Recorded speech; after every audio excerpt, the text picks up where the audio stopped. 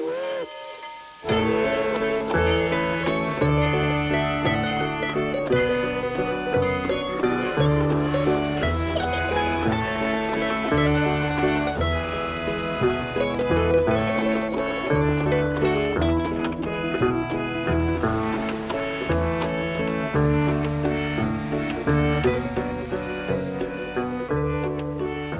ökum í suðurátt Rauðárdalinn í átt til kollóttara fjalla sem kallast Pembínafjöll og komum til Norður-Dakóta í miklum vatnavöxtum. Ár og lækir flæði yfir tún og vegi. Daginn eftir við komum hafa 2000 manns þurft að yfirgefa heimili sín. Þetta ekki löng leið en það farið yfir bandarísku landamærin. Við komum í Icelandic State Park í úrhellisrigningu. Þar hittum við Sunnu Pam Furstenau sem af íslenskum ættum og mikil áhuga konum allt sem íslenskt So Sunna, here we have this big beautiful book, plat book, North Dakota, 1893. And this describes how the land, how the plots were divided between the farmers. It's all in squares. Well, each square is about 160 acres, and each person could come and homestead 160 acres, and there were all these different rules that they had to follow. And this is Þingvalla Township that we did a blow up from this picture. And here's where the city of Mountain is, where Paul Thorlickson, the pastor that came down from Canada, he donated that land for Víkur Church and Cemetery. And then Paul Thorlickson, and he died, of course, before Víkur was built. And then just go south, and here's Johann Stephannsson's homestead. He's the father of Vilhjálmur Stephansson. And he is buried at the Víkur Cemetery, Johann is. Here's Niels Thorlickson, another one of the pastors that was here.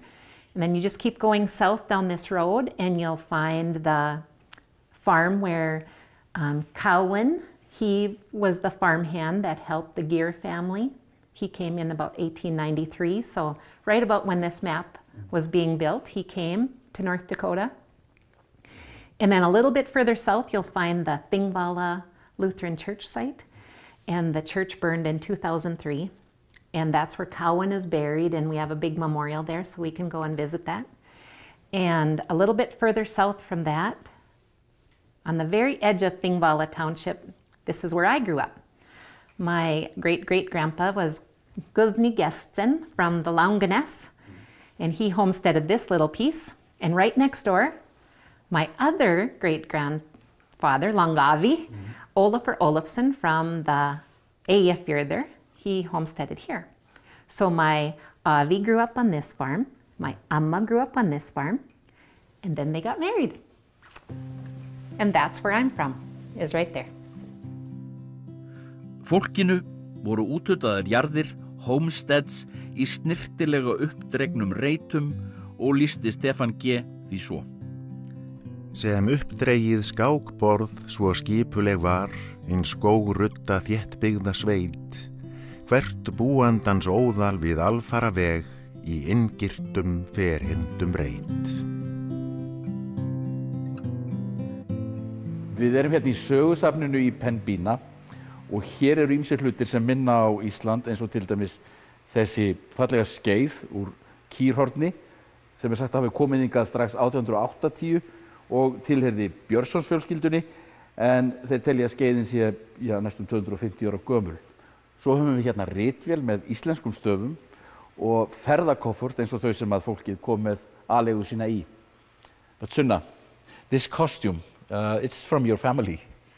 My great-grandmother, Langamma, she wore this costume, and I have a picture of her in it when she was first married and a little baby. Okay, it's very small. I know. I wish that I could fit into it. Maybe when I was 10. Yes, well, people were maybe smaller in those days. Yeah. Yes.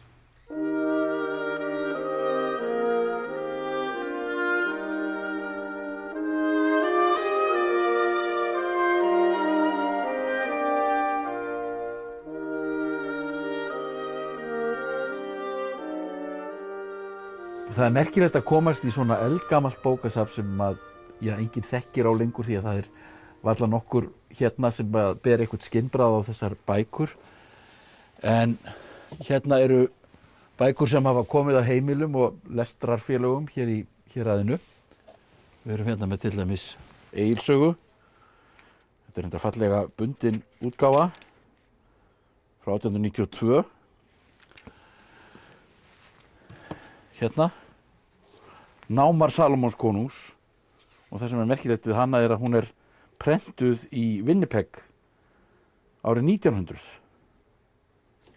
í prentsmiðju Lögbergs. Svo eru hérna eldri hlutir. Það er mikið af sálmabókum og guðsorðabókum. Sálmasafn sem er prentað í Kaupmannahöfn 1834 og stendur að einhver Einar Benediktsson hafi átt þessa bók. Og svo eru hérna passíusálmarnir, eldgamli passíusálmar. Þeir eru prentaðir líka 1834. 50 passíusálmar Kveinir og Hallgrími Pétursinni sem liggja hérna í Ameríku.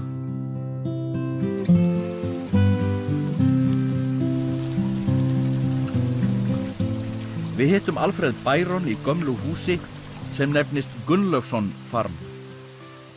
You've been a small farmer. I've been a small farmer all my life. You usually don't see so much rain in... No, we usually don't have this much rain. About 3 months ago, they said we were in a drought area. But you look outside now, and we just had, some places had 5 to 6 inches of rain. And it's flooding all over. And it's flooding all over, where it never floods. Yeah.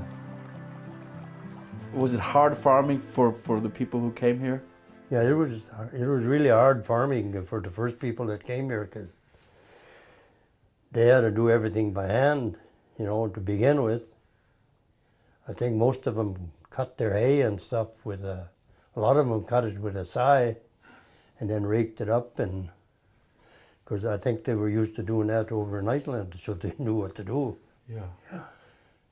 Yeah, life was really hard here to begin with.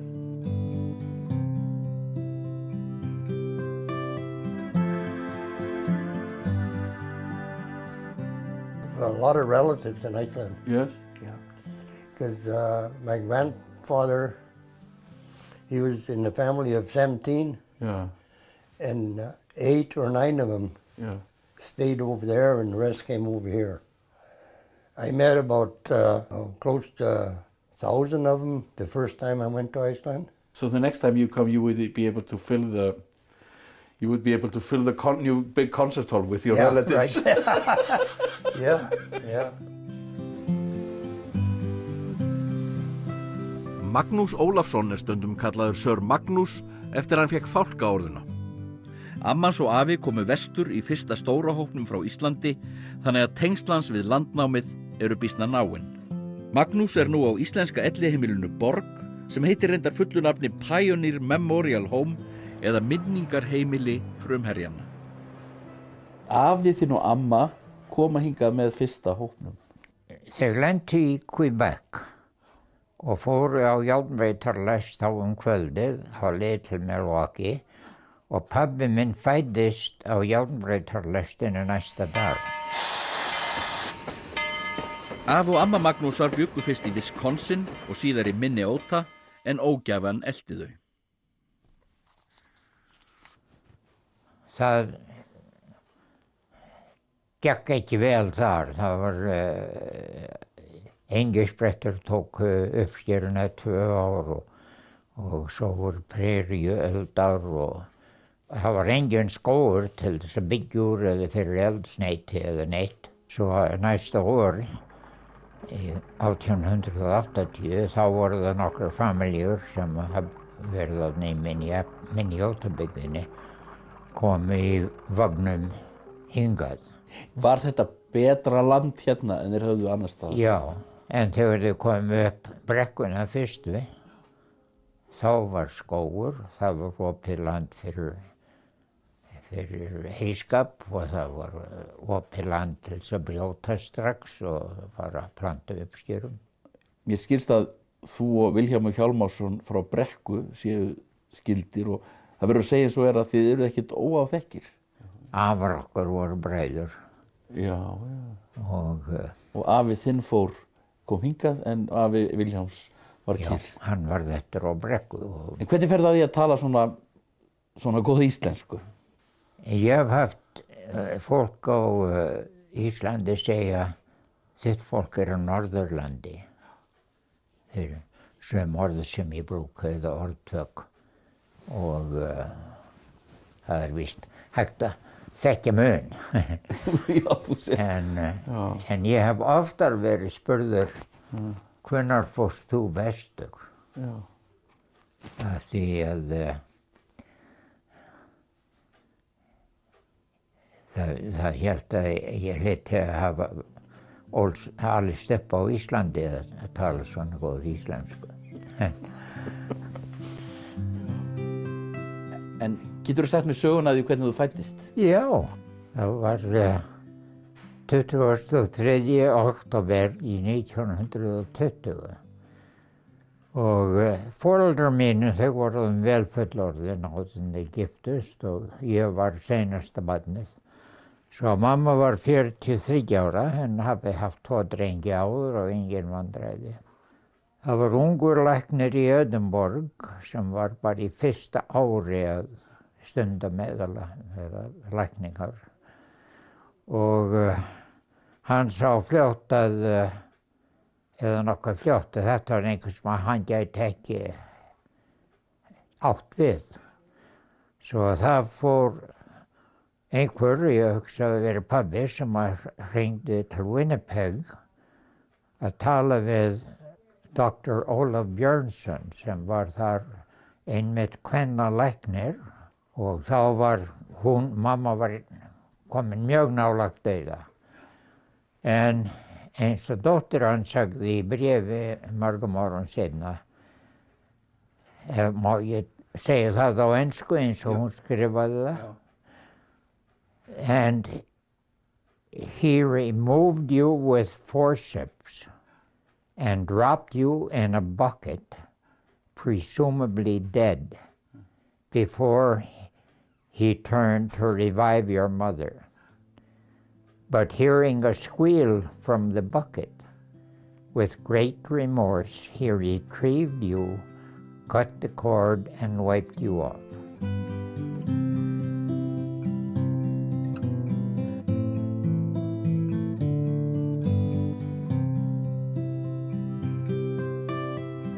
Hérna á elliheimilinu Borg í Mountain eru ýmsir munir sem gaman að skoða. Hérna til dæmis skeið úr Kýrhorni og það svona skrítið til þess að hugsa að fólk var náttúrulega svo fátækt að það fór með aleigu sína til útlanda og þar á meðal skeiðarnar sem það borðaði með. Hérna sokkaband, íslenskt sokkaband. Fæstir sem myndu átta sig á því til hvers þetta notað. Svo eru hérna gleraugu sem eru sagð hafa verið í eigu skáldsins Káins, gömul gleraugu, spil sem að Káin sagður hafa átt, þetta eru íslensk spil, myndum úr Íslendingasögunum og svo kvæði hérna sem var sent til hans á 75 ára afmæli 7. apríl 1935 til Káin Júlíusar og það nú svo sem að segjast en svo að þetta nú hálfgerður leirburður.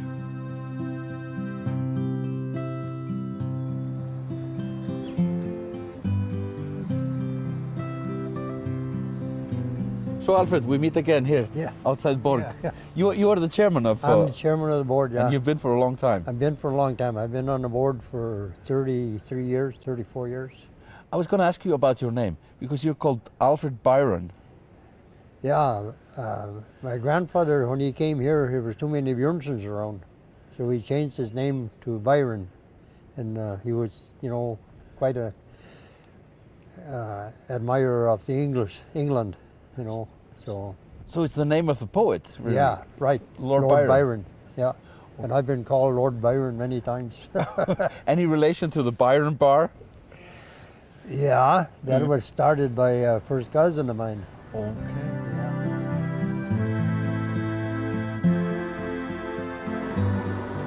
I heard that you have very many descendants. Yeah, I have. I had 8 children, and I got 25 grandchildren, 34 great-grandchildren, and 1 great-great-grandson. So how many all in all? Let's count that up. That's a lot. That's a lot. There's because all the kids got married, and there were 16 of them. Do you know all their names? Yeah, I know all their names. Yeah.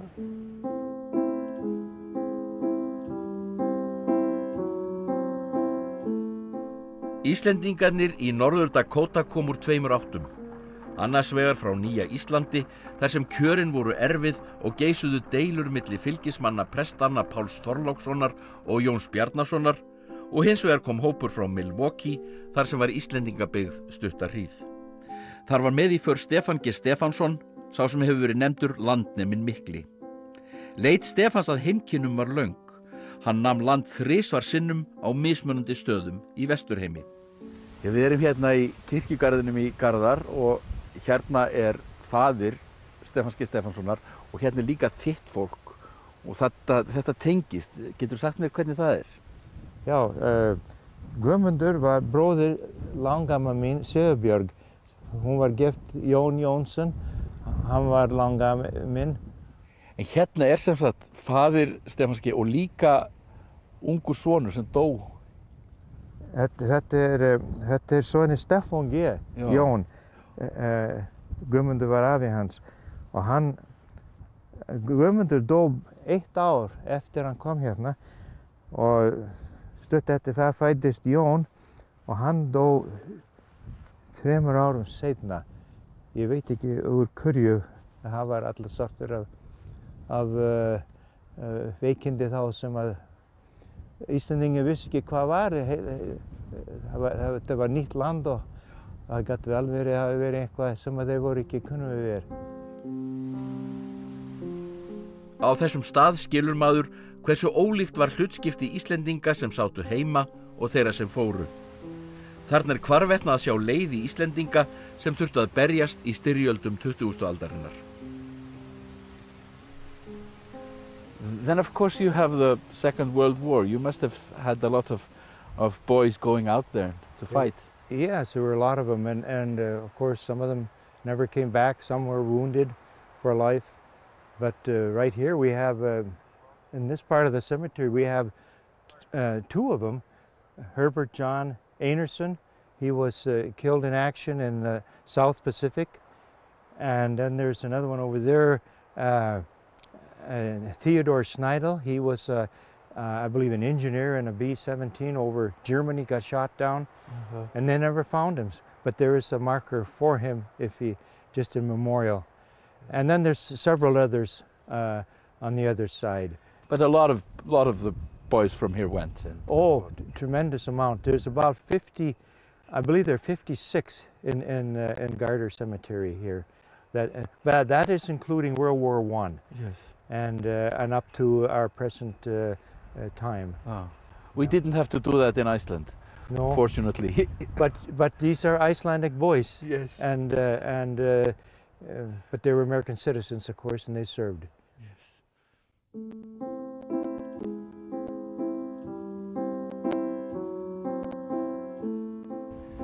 So this is your great-grandfather, Jón Jónsson. Yeah. And there's a lot of Jón Jónssons in your family. Yes, they are.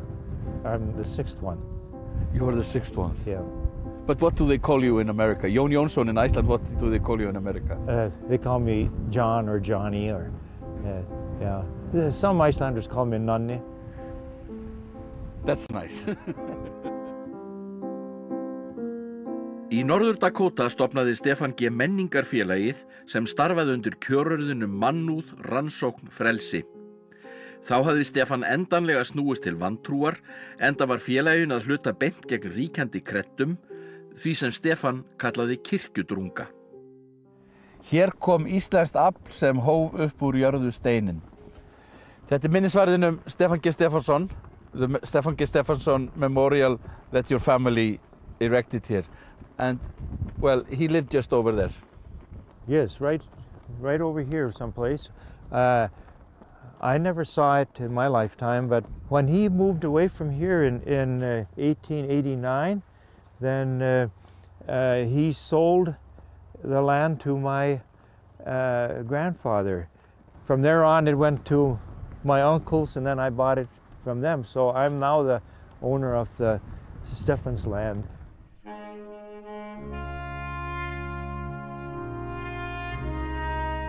Á steininum má sjá leiðina sem landnemarnir þurft að fara í leit að betra lífi. These are long distances. The long ways apart, yeah. And sometimes the people were just moving on foot. The biggest move was from Wisconsin, or probably the most difficult was from Wisconsin to over here, because they walked and they were driving a small herd of cattle, and they left in the middle of August, I understand, and it was exactly 6 weeks later before they arrived here. 600 miles, approximately 12 miles a day. Yeah. That's a long walk. Their shoes were well wore out when they got here. I think so. Yeah. But he was in a way, he was a troublemaker. Yes, I guess. Well, I don't know. He probably didn't realize he was doing trouble, but it was his way of free thinking that got him more into trouble than anything, I imagine. He was sort of what we would call a liberal man.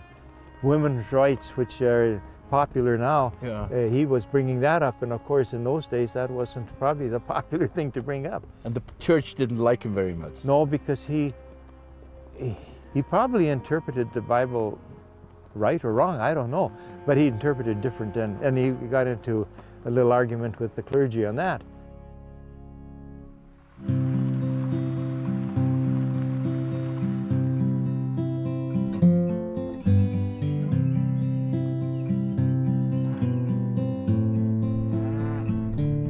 Þetta falleg sveit.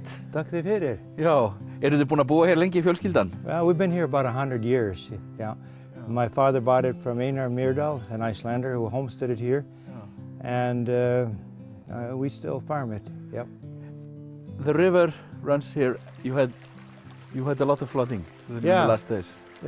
Heavy rains to the west of us and created quite a large amount of water going through. This is the north branch of the Park River, by the way, and it flows east toward the Red River. Okay. From the Red River, of course, north to Lake Winnipeg, and there to Hudson Bay. So, yeah, this is the outlet all the way to the Atlantic Ocean.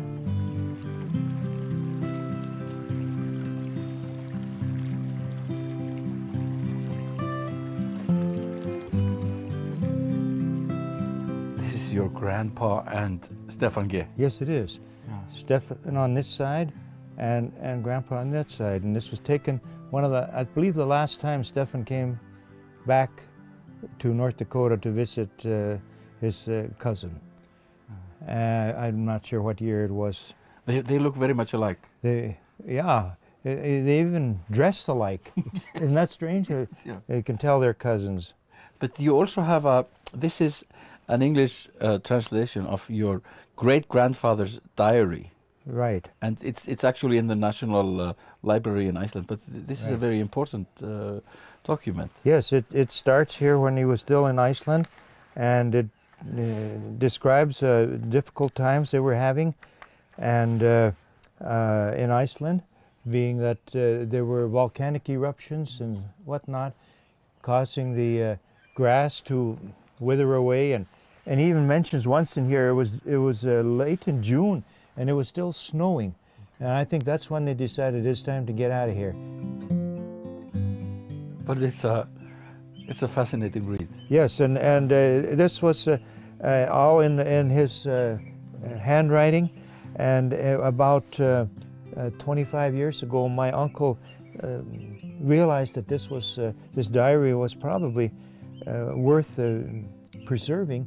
It was sent to Iceland, and they translated it for him. And then he didn't know what to do with the book, so he thought the best place was National Library there in Reykjavik, and supposedly just on loan. I guess the family can get it back if they want, but we don't want it back. I mean, it's in good hands there, and we can go and visit if we want it. Yeah.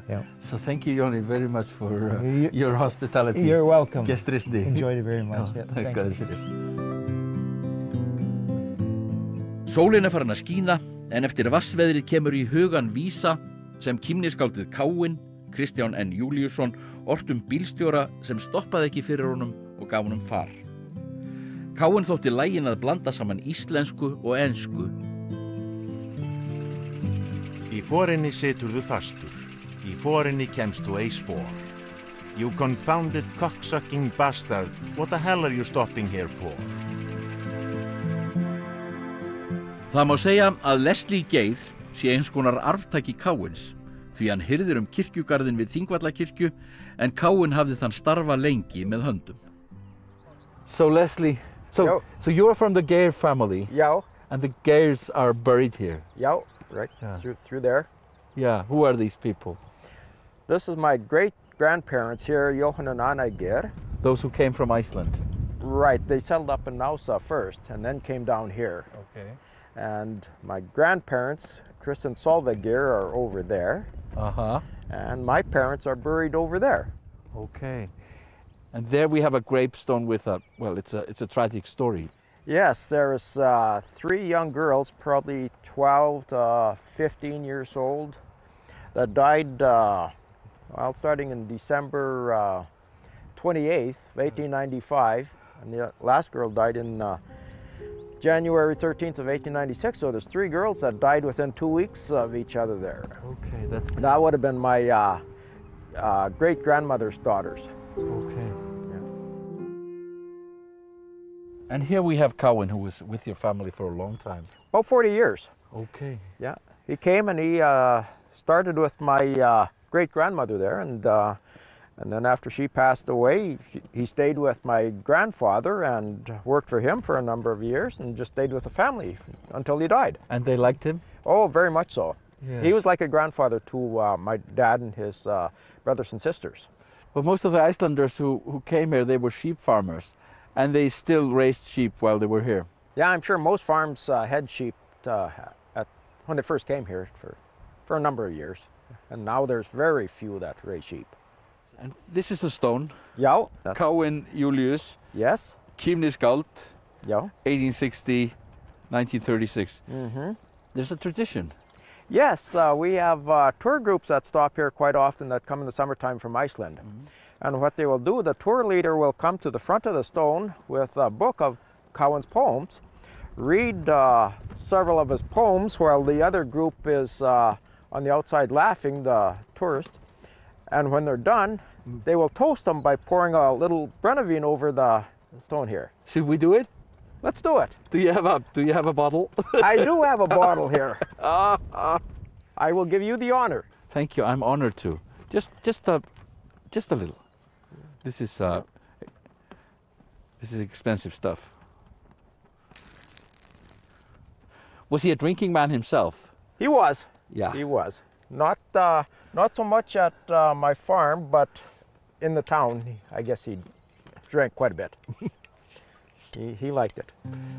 Yeah, so thank you for having us here in it's been a pleasure. In this great place, yes. Pleasure. Þarna stóð Þingvallakirkja, en hún brann til grunna 2003 og eru til magnaðar ljósmyndir af brunanum og kristlíkneskinu í eldinum. Nú þarna minnisvarði. This is the plot where the Þingvalla church stood, but it burned down in 2003. It's now a memorial site for the Þingvalla church, and there's the bronze statue and then the storyboard panels. And here we have the memorial to the poet Káinn Júlíus, as it said, Kímniskáldið. It was restored in 1999. Yes, this monument. Yeah. It was originally built in 1936 after he died, and the people of the area just loved him so much and they wanted to honor him. He seems to have been a very likable man, but he was a poor farm worker all his life. Yep, he came from Iceland and originally went up to Canada and then to Duluth, and then he came here to North Dakota in 1893. And then he lived on the Geir farm because they had actually, there was a widow and she had 5 young babies and she needed help, and so he went there and lived there the rest of his life and helped her and then helped other people in the community too. Even if it's a bit windy, we have a sunny day in Dakota, and he wrote this brilliant poem about the sunshine in Dakota.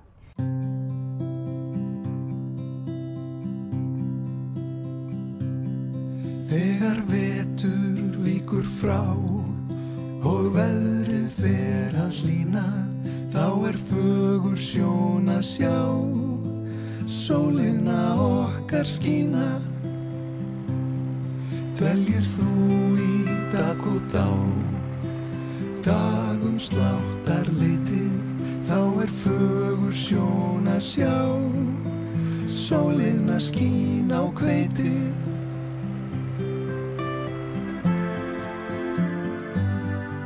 Kristín Hall þekkti Káin þegar hún var stúlka. Hún Stína litla í einu af kvæðunum hans. Sæl Kristín, blessuð. You were called Stína. Are you still called Stína? Not very much. But they called you that when you were a kid. Well, my dad always called me Stína. And Guðrún used to be Gunna, and Sigríður was Sigga. Guðbjörg was Gudda. Yes. And, you know. And everybody spoke Icelandic, did they? Oh, back then, yes. The community was pretty solidly Icelandic. We kind of laugh about that now. We started school not knowing a word in English. But eventually everybody learned English. Of course. How old are you now? Shall I tell you? Yeah. I'll be 104 on my birthday coming up. So that's pretty old, isn't it? It's a long life. Well, I've been fortunate health-wise, yes. You knew the poet Káin. Well, the thing is, my grandmother was going through such terrifically hard times. Káin came into the area, and somebody suggested to him that this widow was really in need of help. So he went to her place? He went there and offered to help, and which he did, and was his home for the rest of his life. What kind of a man was he? Well, first thing I have to say, sérstakt góður menni. He was so good to us children when we were growing up, and he lived with my family all his years, you know. And then he wrote this lovely poem about you. Síðan fyrst ég sá þig hér, sólskin þarf ég minna, gegnum lífið lýsir mér, ljósið augna þinna. And you really love that poem? I do. Harma boðar heitir slá, hjartað þjáð og lúna, liggur voða illa á okkur báðum núna. Hreina ást og hjartans íl hef ég ekki að bjóða, en allt sem skást í mér til, áttu barnu góða. Síðan fyrst ég sá þig hér, sólskin þarf ég minna, gegnum lífið lýsir mér, ljósið augna þinna.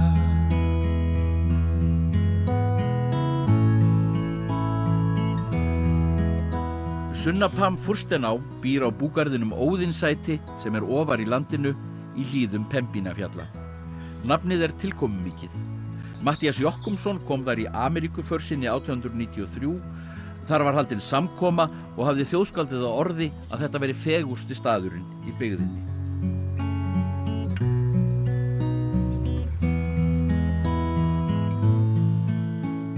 So Sunna, this is the ranch, your ranch, which you call Óðinsæti. Óðinsæti. Óðinsæti. That's a beautiful name. Yeah. Tell me about the place. We bought it in 1998, and it's just up the hill from where I grew up. And my husband grew up just in Cavalier, close by. And we wanted a place up here, and here we are. You got a lot of deer animals out here. We're seeing turkeys, we're seeing deer, and you've got a lot of other animals. Yep, there's elk and moose and all kinds of birds and eagles, lots of eagles, some nesting pairs, and it's a neat place to be. That's fascinating. But you're hunters, you and your husband. I'm a little bit of a hunter, but my husband and my son, they love to hunt. That's their thing. And you've got the great beer in your living room. Yeah. Yep. Where does that come from? Kodiak Island, Alaska. Okay. My husband was there and hunted that. You're very much into things Icelandic. I am. That's my passion, or my obsession, I guess they say. And I grew up in an Icelandic community just down the hill in Thingvalla, and I knew I was Icelandic my whole life, but I wasn't really into it until I was older, and then I started doing genealogy, and now I'm totally obsessed. Yes. You even took an Icelandic name. I did. Yeah. Nelson Gerard gave me that name.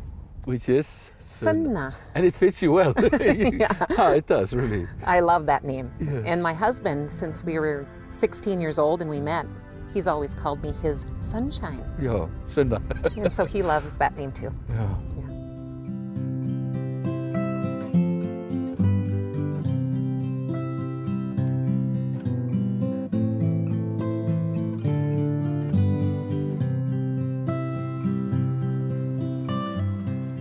Oh my, oh my. So this, oh my. This is the ravine. This is the ravine. The waters are high from the rains and the floods. Yeah. And it'll go down as the summer goes. Yeah. But then if we get a big rain, it'll fill up again like this all summer long, and all summer it'll run a little bit, but this is really high. Yeah. And here you can sit and watch the eagles fly. Sometimes they're right at the level of the ground here, and you can see the tops of their wings when they're flying by. It's amazing.